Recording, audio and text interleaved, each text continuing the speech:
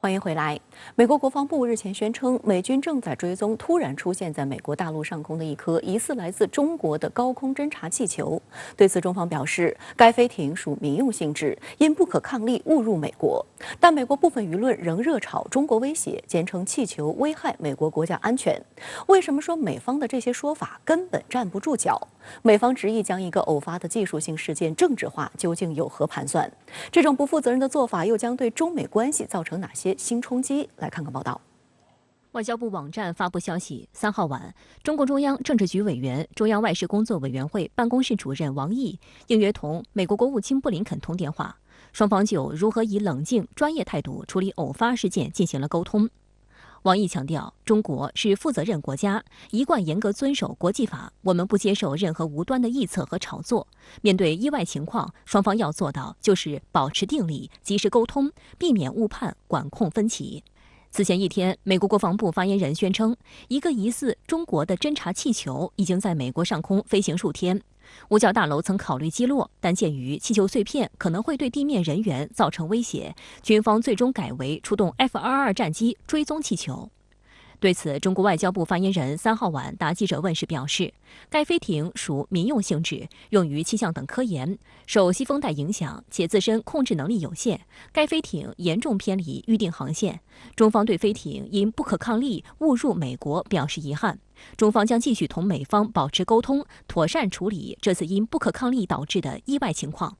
发言人强调，中国一贯严格遵守国际法，尊重各国主权和领土完整，无意也从不侵犯任何主权国家的领土和领空。泰呢澄清了2个重要的关键事实。第一个是这个空飘的飞艇，它并不是一个军事用途的观测设备，而是用于民用的气象研究的一个设施。这样的设施呢，通常只是用于观测大气的运动和天气的变化。第二个关键点呢，就是说这个气球的之所以能够到达美国上空呢，它完全是出于不可抗力的因素。换句话说呢，它可能是由于某些控制的异常进入了西风带，在西风带的推动下呢，它远射了这个重洋这样的一个距离，最后到达美国。这个并不是研究机构或者说操控者有意为之的。尽管五角大楼表示，这颗气球不会对地面构成军事或人身威胁，但美西方媒体还是迅速给它贴上了中国间谍气球的标签。美国《纽约时报》援引一名五角大楼官员的话称，这颗探空气球从中国本土飞往北美，最终到达美国蒙大拿州上空，并在此处盘旋。《纽约时报》还带有诱导性的表示，虽然不知道这颗气球在蒙大拿州寻找什么，但该州是美军马尔姆斯特罗姆空军基地第341导弹联队所在地。这个基地是美国3个洲际弹道导弹基地之一，掌管着100余枚民兵3洲际弹道导弹。一些美国政客立即借此大做文章。美国国会众议长麦卡锡妄称，中国漠视美国主权。众议院2党领袖和情报委员会高层将举行简报会，听取这起事件的详细汇报。共和党籍的蒙大拿州州长杰安福特在推特上发文称，中国正通过间谍气球、TikTok 等公司，以购买美国农场等各种手段监控美国，威胁美国国家安全。观察指出，美国政客和媒体指控中国用气球侦察美国的说法是站不住脚的，因为气球可控性差，搭载的设备少，这种侦察模式既容易被发现，失败概率又极高。通常呢，如果说是军用的侦察设备的话，一般来讲必须要具备2个基本条件。第一个是飞行路线要可控，所以使用气球作为军事侦察呢，应该说还是冷战之前的事情。第二个呢，气球这样的东西，你用它去做军事的侦察，有一个致命的问题，就是它的体型很大，很容易被人发现。我们都知道，作为军事侦察呢，一个要点就是我不希望被对手看到，才能达到侦察的目的。如果使用气球进行侦察的话，所有的侦察设施和这种侦察器材很容易被对方发现，甚至击落，那就会落到对手的手中。那么你所做的一切的侦察的努力都会化为乌有。美军退役上校史蒂夫·甘亚德在接受美国广播公司采访时也直言，中国故意在美国上空设置所谓间谍气球会引起很大争议，而且用处不大。中国有卫星网络，在大气层外运行的现代侦察卫星，不但在对地探测方面更为有效，而且还能根据需要快速变轨，准确侦察指定区域。因此，甘亚德认为，中国不可能违反常理，使用容易被发现、效率低下的气球来搞侦测行动。值得注意的是，就连美国国防部自身也研判，这颗气球根本没有构成重大情报收集风险。The Pentagon says it has traveled over a number of sensitive sites, but there is some. Crucially, though, the Pentagon says they don't believe this gives China any huge surveillance or intelligence gathering capabilities over the satellites they already have. 美国官方没有透露这颗探空气球所处的具体高度，只是表示这颗气球在民航空域之上和外层空间之下航行，且气球的尺寸有3辆公共汽车那么大。长期从事临近空间飞行器研究的九高电子科技博士翟周敏向深圳卫视分析，从美方发布的照片来看，这颗气球大概率是民用气球，失控后飞入美国上空。从外观判断，这次出现在美国的气球属于典型的超压气球，它的飞行空间在20公里到40公里的范围，至少是18000米到4万米的高空。那么在这种平流层的临近空间这个区间，它如果失去了控制，它会随着那个地球表面的这个风，去飘动。而且这种球从成本来讲是最简单的一种控制，它的定点回收能力比较弱，而且它在空中它没有其他的动力来辅助它进行这个返回，所以我们判断这一次的气球随着那个大气的环流进入了美国的。美国动力网站也表达了类似的看法。其报道指出，这颗气球的表面只有太阳能电池板，这是大型气球的常用供电方式。除此之外，再看不到任何大型动力装置和方向控制系统。这意味着这颗气球主要是跟随高空气流飘动，自身控制能力有限。按照五角大楼的说法，该气球从中国西部飞往美国阿拉斯加附近的阿留申群岛，并在过去几天中穿过加拿大的西北部，然后到达美国蒙大拿州上空。而气象研究报告显示，受太阳照射不均以及地球自转对运动气流的偏向力的影响，全球存在多个大气环流，因此气球在特定季节随气流从亚洲飘到美洲并非没有可能。翟周敏指出，由于冬季北半球平流层的环流，中国官方发射临近空间浮空器有着严格的时间窗口。因此，这一次出现在美国上空的气球，极有可能是中国民间研发组织或商业公司出于科研或商业目的放飞。我们国家按道理讲，每年11月份以后是不适合做，就是能够可控的这种飞艇的飞行的。但是呢，有一种现象，就是我们的作为气象的和科学探测的有一些气球，它相对来说一般是不会考虑飞行窗口的，不排除。比如说有一些科研研发团队或者一些院校的研发组织或者一些民间的研发组织自己为了做一些空间的实验释放了这个气球。像我们做气象气球的发放的时候，通常会带细流绳，有的没有带细流绳，所以谁也没有想到就这个气球能够飞到美国。实际上，这种民间自发释放探空气球的行为在美国极为普遍。美国国家情报总监办公室此前发布的最新 UFO 报告就显示，许多美国民众所观察到的 UFO 事件，其实就是来自于这种大型探空气球。美国的，比如说乌鸦公司、美国的谷歌公司，在近些年都探测过，或者都在探索过用高空的浮空平台做一些科学目的的一些实验。比如说谷歌公司，它就用气球在非洲一些国家，利用在临近空间的平台实现对地的互联网的组网功能。观察指出，事实非常清楚，这完全是一次不可抗力导致的意外情况。而美国一些政客、媒体借题发挥，对中国攻击抹黑，将偶发性事件不断政治化，相当不负责任，也将对中美关系造成新的冲击。实际上，中国没有任何的意图来影响中美关系，来对美国的国家安全造成所谓的侵害。中国方面是采取一种非常负责任的、及时的向美方做出通报和解释。但是现在的问题是，美方在政治上，甚至于在一些媒体上，高调的炒作，严重的毒害了中美关系，特别是包括现在中美之间一些正常的交往，造成了很大的消极影响。我想美方呢应该要吸取经验和教训，可能以后中美之间还会有类似的事出现，但是我想不应该再以这样的方式来处理中美关系，否则的话，中美之间的这种一些偶发事件严重破坏中美关系，对于中美关系的稳定和未来对全球秩序的稳定和这么一种建构，应该说都会带来非常不利的影响。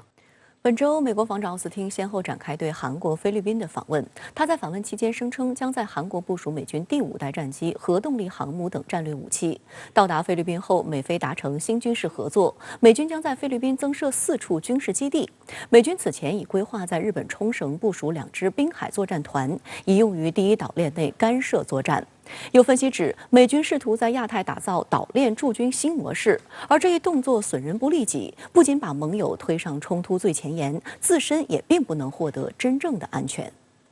近段时间，美方加紧在亚太多国点火。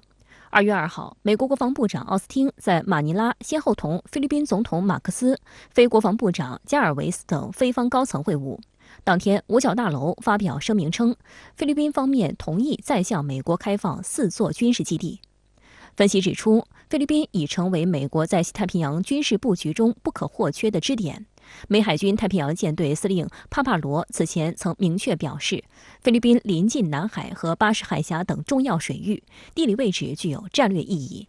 菲美两国官方2号没有公布新一批向美国开放的军事基地的具体地点，但外界分析认为，新增的4大基地3个位于吕宋岛，1个位于巴拉望岛。美方呢，它在这些地区新建军事基地呢，主要的是为了在台海和南海争夺这个制空权和制海权，而且呢会在这些地区储存一些这个导弹，那就以备这个战时很快就能够用于使用。所以他的这种做法呢，是这个实际上使这个台海和南海地区的这个局势更加的这个紧张。近年来，美军各军种陆续推出以分布式作战为核心的新作战概念。菲律宾面临南海，并与台湾岛隔巴士海峡相望，其关键的地理位置让美军认为菲律宾是实施分布式作战概念的理想地域。去年11月，美国副总统哈里斯访问了菲律宾，并讨论了美军建设更多基地的可能性。美国有线电视新闻网当时的报道就称，美国试图扩大在菲律宾的军事基地使用权之际，五角大楼正在对该地区的军事态势进行重大调整。而就在上个月，美国宣布在日本冲绳部署1支海军陆战队滨海作战团，该部队拥有先进的情报和监视能力，以及发射反舰导弹的能力。一名美国官员称，此举是多年来美国在该地区军事力量态势的最大调整之一。滨海作战团的概念最早出现在美国海军陆战队2020年3月公布的部队设计2030中，将以陆制海能力作为主要发展方向，对加强版火力远征打击等作战概念进行重构。具体来说，就是把普通陆战团改编成为由若干更小、更分散的分队组成，配备岸基反舰导弹和对属登陆船艇等适合扎根前哨海岛的装备，无需支援即可在离岛长期支撑和独立运作，具备快速部署和独立的离岛运输、作战、侦察能力的作战单元。作为陆战队组成单位中特别灵活的部分，分散在敌人势力范围内的前线岛屿作战，在躲避来自敌方攻击的同时，配合美国海军水面舰艇和舰载机，针对一些重要海域甚至海峡通道实施火力覆盖，构建起强有力的海上的封锁体系，并确保制海权。从目前来看的话，美国是把之前海军陆战队3师进行改编，让其中一部分变成滨海作战团。滨海作战团顾名思义，滨海作战，由陆制海。而之前的海军陆战队呢，主要呢就是由海制陆，也就是要进行岛屿作战，要夺岛。实际上，美国现在它并没有面临岛屿作战，但是它所面临的就是一个岛屿的固守作战。这个其实就是和我们的台海有关，也就是未来如果台海爆发了军事冲突的话，美国考虑的就是来协助台军进行顾岛守岛的作战，这就是要以陆制海，要达到的是这个目的。所以这就是美国为什么要把海军陆战队变身为滨海作战部队，同时这个规模也将会进一步的增加。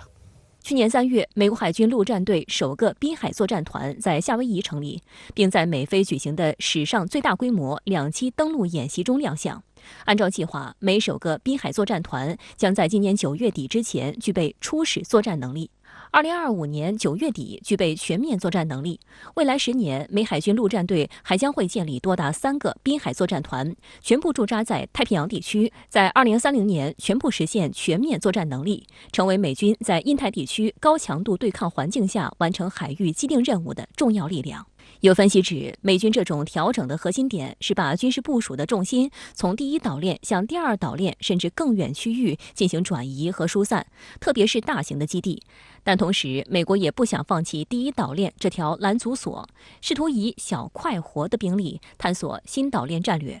这包括美国试图在菲律宾增加更多基地，其主旨并非是增加常驻美军数量，而是在战时为美军的部署提供更大的灵活性。我觉得美国的想法是比较简单，尽管看似很全面，也就是把所有的武器装备、军事力量要进行分散部署。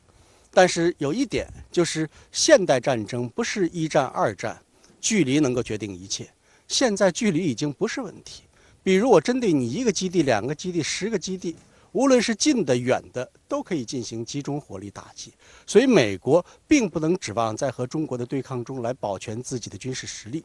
尽管美军可以在各个基地之间来协同配合穿梭进行所谓的军事部署，但是面对解放军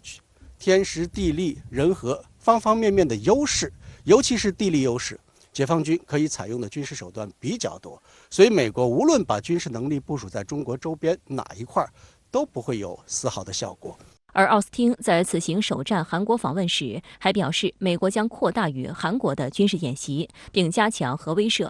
奥斯汀称，今年将有更多美国战斗机部署到韩国，并且美韩联合军演将比以往规模更大，时间更长。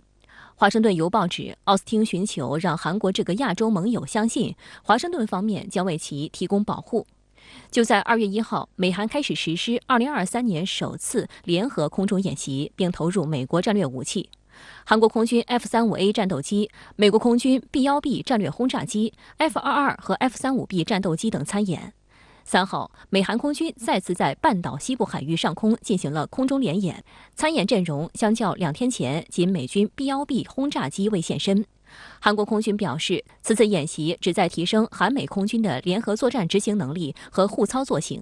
同时展现美国对韩提供协防承诺的决心和能力。此外，作为美印太战略一环，澳媒透露，美英澳3边安全伙伴关系奥库斯下月将敲定帮澳建造核潜艇计划。据悉，英国首相苏纳克和澳大利亚总理阿尔巴尼斯3月中旬将前往华盛顿，与美国总统拜登一起公布英美帮澳大利亚建造核动力潜艇的计划。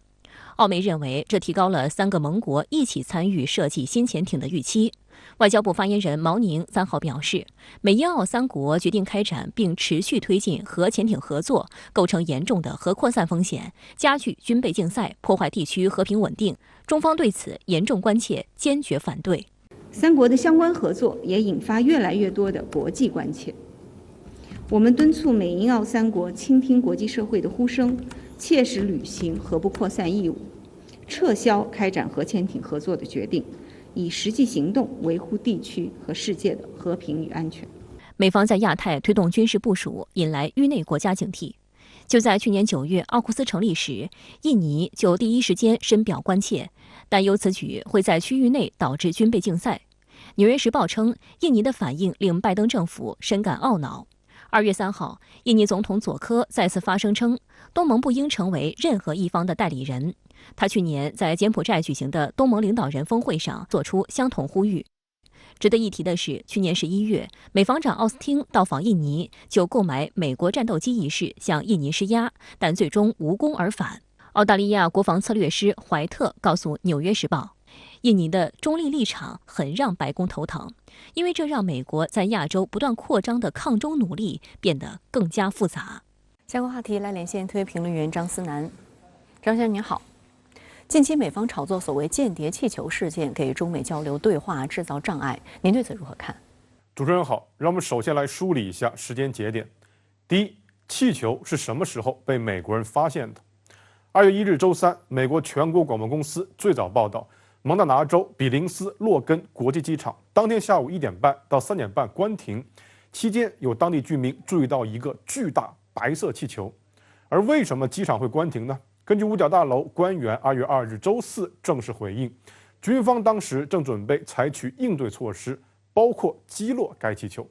那美国军方又是什么时候探测到气球的呢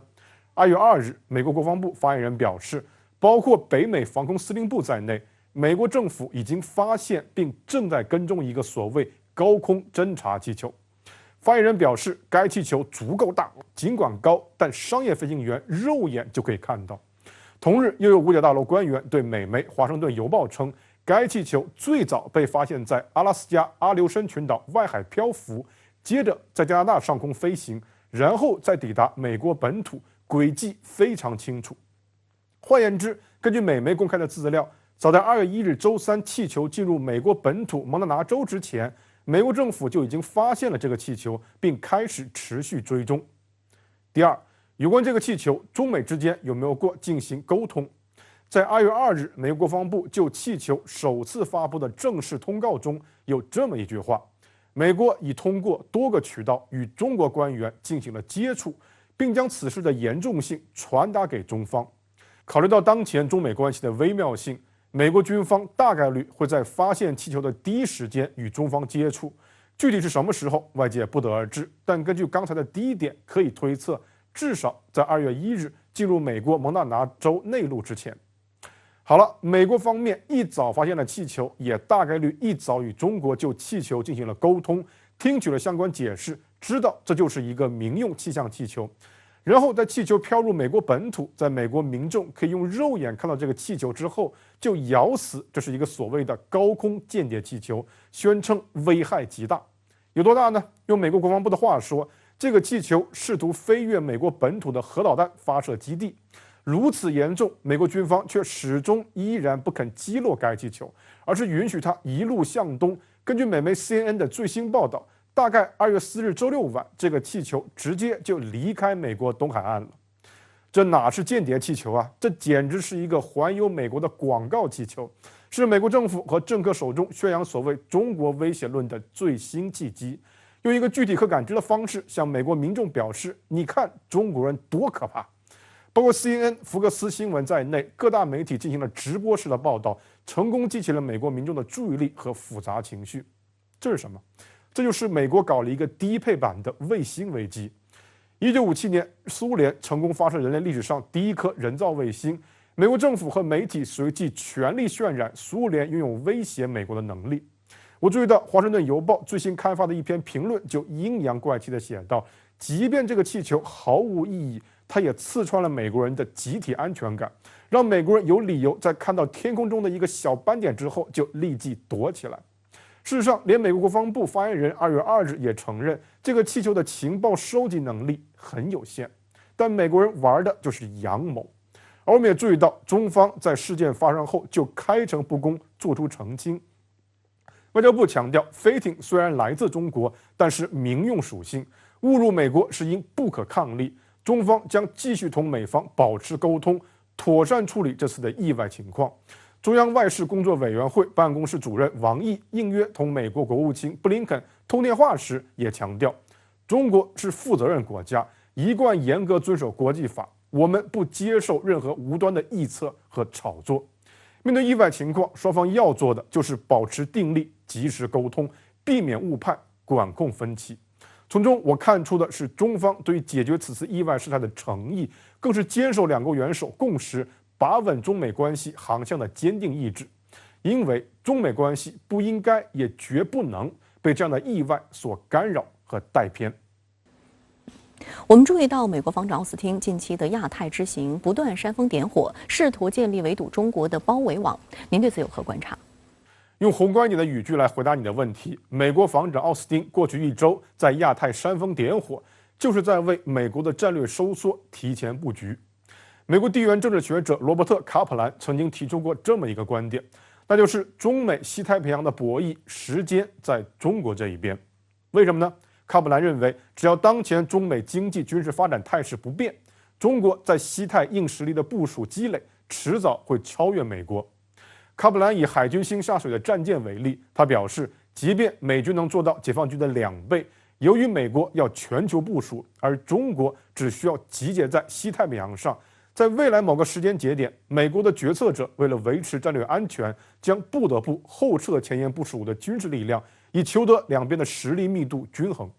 这样也就为西太平洋的地缘秩序调整留出了必要的权力真空。而事实上，美国进行战略收缩的压力其实比当年卡普兰预想的还要大。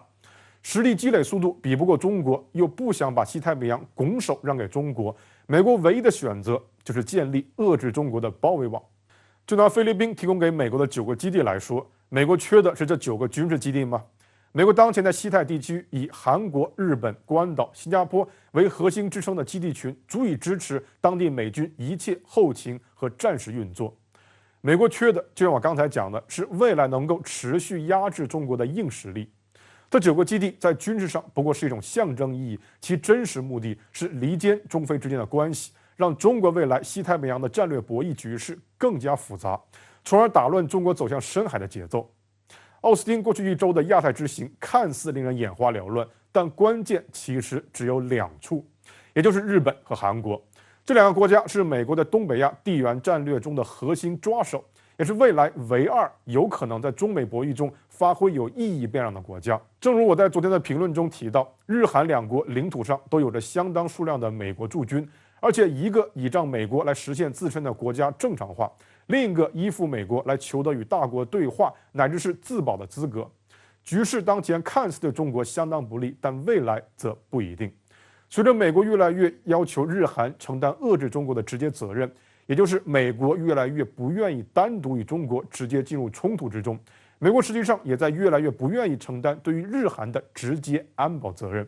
打个比方，当老大越来越不愿意出面撑场子，底下搭上身家性命的小弟们总有一天会思考一个问题：我们认这么一个老大到底是为了什么？美国始终宣称，对日韩而言，未来只有2条路，不是投靠美国，就是受制于中国。道认为日韩都相信还有第3条道路，就是与中国在东亚地区的领导力进行积极整合，成为建设人类命运共同体的重要伙伴。毕竟为虎作伥永远都是牺牲品的命运，而弃暗投明则可以从小弟成为合伙人。不要忘了，中美有着整个太平洋作为博弈纵深，而日韩与中国之间则只有黄海与东海。这个利害关系，我相信日韩政治家都懂。好的，也谢谢张先生跟我们共同在线分享你的观点，谢谢。俄乌冲突爆发以来，欧盟与乌克兰首次在基辅举行峰会，时间地点有何考量？持续强化军援的同时，欧盟为何对于吸纳乌克兰加入顾虑重重，并希望降低乌方的期待？石红、白曼晨深入分析。俄乌冲突即将满1周年之际，在一片空袭警报声中，欧盟乌克兰峰会在基辅举行。欧盟宣布将向俄实施新一轮涉及约100亿欧元的制裁，其中包括专门针对俄军用技术的限制，并点名伊朗是俄无人机的主要供应国。有观察认为，当前时间点特殊，峰会力图向外界展现欧盟对乌克兰的坚定支持和一致立场。然而，针对乌克兰想要快速加入欧盟的愿望，欧盟内部依然存在分歧。有消息称，欧盟正试图降低乌方的期待。俄罗斯国防部3号通报，俄军在扎波罗热摧毁一套美制 M777火炮系统和多门榴弹炮，在赫尔松击毁一台美制海马斯多管火箭炮发射装置，打击3处弹药库，并击落一架米格29战机。在顿涅茨克、利曼和库皮扬斯克等地，俄军继续打击乌军有生力量和军事装备。另外，俄军还在哈尔科夫、卢甘斯克等地击落7架无人机。乌克兰武装部队总参谋部则表示，乌军在顿涅茨克10个地区击退俄军进攻。乌空军对俄方兵力集中区实施4次空袭，并摧毁一架俄方无人机。俄导弹和炮兵部队还对俄方3个兵力集中区和1个指挥所实施了打击。3号，在一片防空警报中，第24届欧盟乌克兰峰会在基辅举行。乌克兰总统泽连斯基、欧洲理事会主席米歇尔、欧盟委员会主席冯德莱恩、欧盟外交与安全政策高级代表博雷利以及乌内阁和欧盟的主要官员出席会议。这也是自俄乌冲突爆发以来首次在乌举办的同类峰会。And I think this is symbolic because after this short visit on the Maidan and the post office, there was the air raid, and we had to go to the shelter. 外界注意到，早在数日前，乌克兰和欧盟就已公布了峰会的有关消息，并予以高调宣传。不过，双方均未透露会议议程。欧盟高级官员此前称，出于安全考虑，峰会的详细计划将被保密。也有德国媒体报道，欧盟将此次峰会选在基辅举行，被视为支持乌克兰的重要标志。因此，欧盟对访乌官员提出了一些特别要求。比如避免穿着绿色或太亮眼的衣服，以突出泽连斯基的军装形象。眼下战事是一种焦灼状态，那么对于乌克兰来说，如果没有西方的援助，它几乎就很快就要倒下。这次峰会呢，肯定重要的讨论内容就是下一步西方要援助乌克兰什么样的一些先进的武器。目前乌克兰已经得到了不少的主战坦克，那它需要的就是空中优势的加强。它最想要的是美国的 F-16战机，不知道下一步是不是能够得到。此次峰会的主要议题之一就是讨论对俄罗斯实施新一轮制裁，除了对俄石油产品实施额外的价格上限外，还专门针对俄军用技术，特别是无人机组件进行限制，并点名指伊朗是俄无人机的主要供应国。 The 10th package is on its way. We have the aim to have it in place by the 24th of February. It has a volume of round about 10 billion euros. It's a massive package again.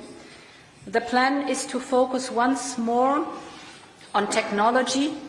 that can and should not be used by Russia's war machine. In other words, we look deeper into components that were found, for example, in drones, to make sure that there's zero availability for Russia of these technologies, or the drones production, for example, in Iran, that we are following up closely. 泽连斯基在致辞中表示，乌克兰接近完成欧盟委员会关于乌候选国地位的7项改革建议的落实工作，乌方期待欧盟对此作出积极评估。他强调，乌方的目标很明确，即在今年启动加入欧盟的谈判。去年6月，欧洲理事会决定同意欧盟委员会的建议，给予乌克兰欧盟候选成员国地位。对此，欧洲理事会主席米歇尔表示，乌克兰在欧洲一体化道路上进展迅速。他还透露，将继续对乌克兰提供财政、军事和人道主义支持。So far, Team Europe has mobilized nearly 12 billion euros of military support, including little military support. And we are training an initial 30,000 Ukrainian soldiers this year. 有分析指出，此次峰会正值俄乌战事焦灼，并有升级趋势，欧盟援乌被质疑等关键节点。峰会力图向外界展现欧盟对乌克兰的坚定支持和一致立场。然而，欧方有关承诺与乌方期待仍有差距，特别是在乌克兰快速加入欧盟方面，欧盟内部存在分歧，正试图降低乌方的期待。你无论是加入欧盟还是加入北约都是真的有严格的一个程序，所以2年如果能够加入欧盟，已经是非常好的成绩了。毕竟我们拿土耳其来做一个例子，他1987年就提出申请了，到现在还没有如愿。到2019年的时候要加入欧盟呢，是写进了乌克兰的宪法。不过目前以乌克兰各方面，无论是政治、经济其他方面的一些条件，它的确离加入欧盟还是有相当长的距离。今日，包括德国、荷兰、英国、美国在内的多个国家先后宣布暂时关闭土耳其伊斯坦布尔领事馆。土耳其外交部2号召见包括美国在内的9国外交代表。土耳其外交部认为这是一场心理战和阴谋，旨在破坏土耳其经济复苏。而土耳其内政部长更公开喊话美驻土大使，别用你的脏手碰土耳其。作为对土耳其的惩罚，美国27名国会议员威胁，土耳其如果不批准瑞典和芬兰加入北约，就不向其出售 F-16战机。对此，土耳其总统也威胁，如果美国在 F-16协议上食言，将会付出代价。当地时间2月2号，土耳其外交部召见美国、荷兰、瑞士、瑞典、英国、德国、比利时、法国及意大利的驻土大使和代表，对这些国家临时发布土耳其旅行警告或关闭驻土领事馆的行为表示关切。土耳其外交部表示，各国几乎同步采取的行动不够谨慎和妥当，这种做法只会助长恐怖主义行为。土耳其如此激烈的举动，起因是土耳其与瑞典、芬兰引渡恐怖分子仪式上的博弈。上个月21号，瑞典首都斯德哥尔摩一连爆发了多场涉及土耳其和北约的抗议活动，期间有极右翼人士在土耳其大使馆附近公开焚烧了古兰经，以示对土耳其的不满。瑞土两国关系陷入紧张态势。作为回应，有约200名抗议者在土耳其伊斯坦布尔的瑞典领事馆前举行集会，集会中有人焚烧了一面瑞典国旗。在此之后，荷兰和丹麦街头也出现了类似反土耳其的抗议场面。尽管一些欧洲国家对此进行谴责，但也有瑞典官员声称，出于言论自由，无法阻止事件的发生。不仅如此，以安全原因为由，意大利和美国等向本国公民发出警告，称在土耳其发生袭击的风险增加。与此同时，德国、法国和荷兰等还暂时关闭了在土使领馆。西方国家的反应随即引发土耳其怒火。作为回应，土耳其在上周警告其公民，在美国和欧洲存在可能的仇外心理和种族主义袭击。土耳其内政部长索伊卢在3号直接指责美国对欧洲实施统治，并要求美国驻土耳其大使别用脏手碰土耳其，且不要试图搅乱土耳其。Amerikan Büyükelçisi'ne buradan söylüyorum. Hangi gazetecilere yazı yazdırdığını biliyorum. Pis ellerini Türkiye'nin üzerinden çek. Çok net söylüyorum.Pis ellerini Türkiye'nin üzerinden çek. Neleri yaptırdığınızı, hangi adımları attırdığınızı, Türkiye'yi nasıl karıştırmak istediğinizi net bir şekilde biliyoruz. O pis ellerinizi, o maskeli, sırıtan yüzlerinizi Türkiye'nin üzerinden çekiniz. Bu kadar açık ve net.瑞典批准在土著其使馆外举行的示威后，土耳其召回瑞典驻土耳其大使提出抗议，并取消了瑞典国防大臣访问土耳其的计划。土耳其总统埃尔多安更是放狠话，只要瑞典听任上述事件的发生，意味着土耳其不会支持瑞典加入北约的要求。目前，瑞典正和芬兰一道申请加入北约。按照规程，北约必须在30个成员国一致同意前提下才能吸纳新成员。目前，土耳其和匈牙利尚未点头。随着土耳其和瑞典之间的矛盾再度升级，瑞典入约变得更加困难。路透社称，至少在土耳其大选结束之前，瑞典加入北约的进程将继续停滞不前。土耳其觉得我自己手中是有牌的，瑞典是不是能够加入北约？这张主动性、主动权在我土耳其手里。可这种情况下，你西方还是没有对我表现出一个足够的尊重，所以他就非常愤怒。这次对美国这个出言非常猛啊，的确是各种不满在这个点都爆发了。那土耳其现在非常关注的就是在这5月14号之前，西方国家会不会再搞出什么样其他的一些动作？如果只是阻止西方游客到土耳其还好，但如果再加码其他的一些事情，其实土耳其也很难招架。但不管怎么样啊，今后土耳其和西方之间的博弈呢，肯定还是会持续进行下去的。美国跨党派的29名参议员2号写信给拜登总统，称可以拿美国授土价值200亿美元的 F-16战机作为要挟。在土耳其同意芬兰、瑞典一起加入北约之后，美国才向土耳其提供战机。土耳其已向美订购了40架 F-16战斗机和近80套现有战机的现代化装备。路透社指出，这是美国国会有人首次明确、直接地将向土耳其出售 F-16战斗机一事与这2个北欧国家申请加入北约联系起来。此前，拜登当局曾多次表示支持这一近年来最大单的军售顺利进行，而不与瑞芬2国加入北约问题联系在一起。报道还称，虽然美国国会可以阻挠对外武器销售，但是此前国会2院从未获得推翻总统否决权所需的2/3多数。美国此前曾将土耳其排除在其提供最新 F-35隐身战机计划之外。作为对土耳其购买俄罗斯 S-400远程防空系统的惩罚，土耳其总统埃尔多安1号在议会表示，如果美国在 F-16协议上食言，将会付出代价。埃尔多安的发言人卡林2号又澄清称，付出代价指的是美国的军工产业。美国呢，现在想要让土耳其听话，他手里可打的牌也并不多。F-16呢，我们知道这不是土耳其的第一心愿，土耳其更想要的是美国的 F-35。土耳其太知道自己手里的牌呢也并不是很多，所以有一张呢就要把它用成王牌。而且土耳其也想到了，那 F-16好，你不卖给我是吧？那么我就要提出什么呢？我就要再次向俄罗斯来买 S-400防空系统，我可以买第2批。如果你们再逼我的话，好，我就干脆就放难民。所以他不会轻易的因为 F-16这一个问题他就低下啊。这个土耳其认为自己的头也是非常高贵的，而且他还是希望继续和西方来讨价还价。2022年，作为俄乌冲突的最大调停人，土耳其多方游走，彰显了自己独特的战略价值。自去年2月俄乌冲突爆发以来，埃尔多安多次分别会晤乌克兰总统泽连斯基和俄罗斯总统普京，并在今年1月对俄乌领导人说，土耳其愿做俄乌冲突的调解方，努力促成两国间的持久和平。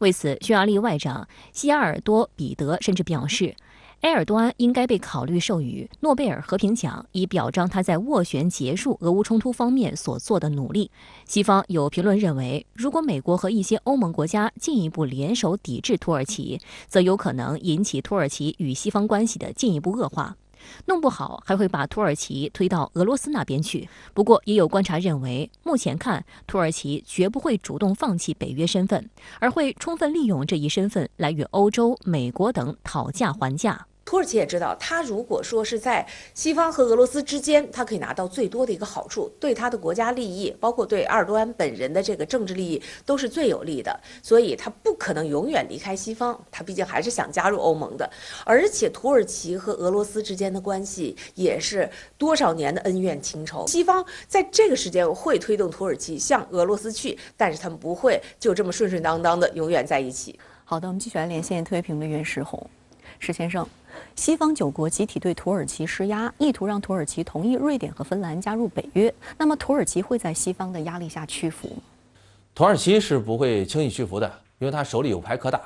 首先，土耳其扼守着黑海与地中海连通的博斯普鲁斯海峡、马尔马拉海、达达尼尔海峡等要道。如果西方把土耳其逼急了，土耳其以这些要道的通行对西方要挟，西方受不了。不仅如此呢，如果把土耳其逼得太紧，导致土耳其呢倒向俄罗斯，那西方的损失就大了。其次呢，土耳其在穆斯林世界的影响力不小。如果土耳其在西方的压力下越发和其他穆斯林国家加强关系，那么西方在中东北非的影响将会受到很大制约。再次呢，东地中海的油气资源在世界能源方面的地位日益重要，而土耳其海军的作用范围恰恰能够到达东地中海。如果土耳其呢在这儿搞点事儿，那么东地中海的油气资源谁也别想好好开发，最终倒霉的还是欧洲啊。正因手里有上述这些牌，所以土耳其呢是有和西方讨价还价的底气的，他不会轻易在西方的压力面前退让的。好的，也谢谢石先生跟我们共同在线分享您的观点，谢谢。